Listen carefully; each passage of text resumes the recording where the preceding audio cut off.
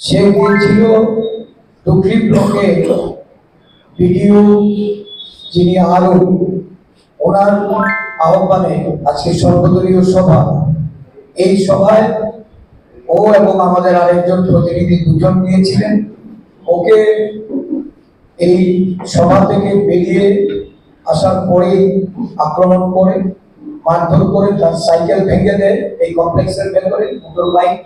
আরেকজন যে ওনার সঙ্গে ছিলেন ওনাকে এখনো অব্দি খুঁজে পাওয়া যাচ্ছে না এবং ওর মোবাইল ফোনটা সেটাও তারা কেড়ে নিয়েছে। এইমাত্র খবর পেলাম গোমতী জেলার এই কেপানিয়া ব্লকে সেখানেও আমাদের প্রতিনিধিদের উপর মারধর করা হচ্ছে এবং সেখানে ভিডিও যেখানে মিটিং করছিলেন সেই চেম্বারে ঢুকে মারধর করেছে। ভিডিওর কাছে নিরাপত্তার কথা তারা বলেছিলেন। পুলিশ প্রশাসনকে বারংবার বলা সত্ত্বেও পুলিশ প্রশাসন সেখানে গিয়ে রেস্কিউ করছেন না। ওদের করে এখন এসপি অফিসে আমাদের দলের নেতৃত্বরা গিয়ে সেখানে ঘেরাও কর্মসূচি করছে।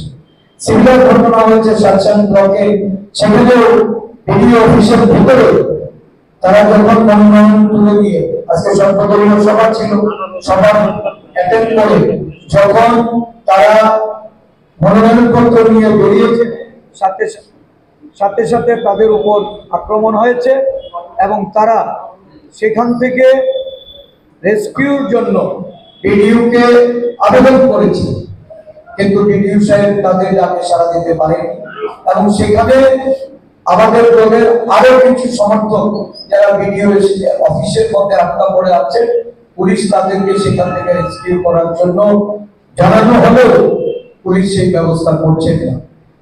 সমস্ত ব্লক জুড়ে রাজ্যের মুখ্যমন্ত্রী যে কথা বলেছেন যে 100% গ্রাম পঞ্চায়েত দখল করতে হবে, উৎসাহীরা নেমে পড়েছে।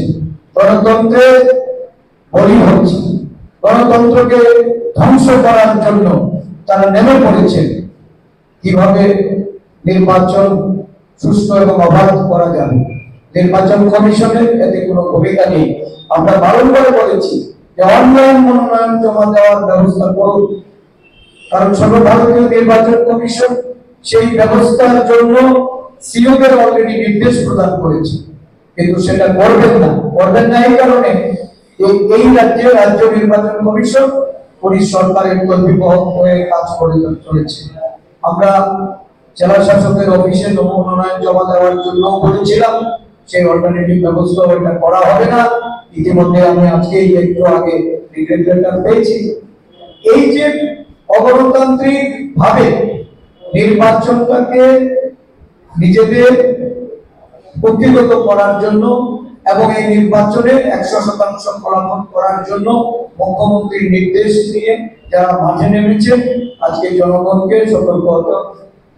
আমরা চেষ্টা চালিয়ে যাব, গণতন্ত্র রক্ষার লড়াই আমাদের জারি থাকবে এবং এই নির্বাচনে প্রতিদ্বন্দ্বিতা করার জন্য সমস্ত কংগ্রেস নেতা কর্মীরা ঐক্যবদ্ধভাবে যেন মাঠে থাকেন, সেই দিক থেকে আমরা আমাদের কর্মীদের তাদেরকে সজাগ করছি।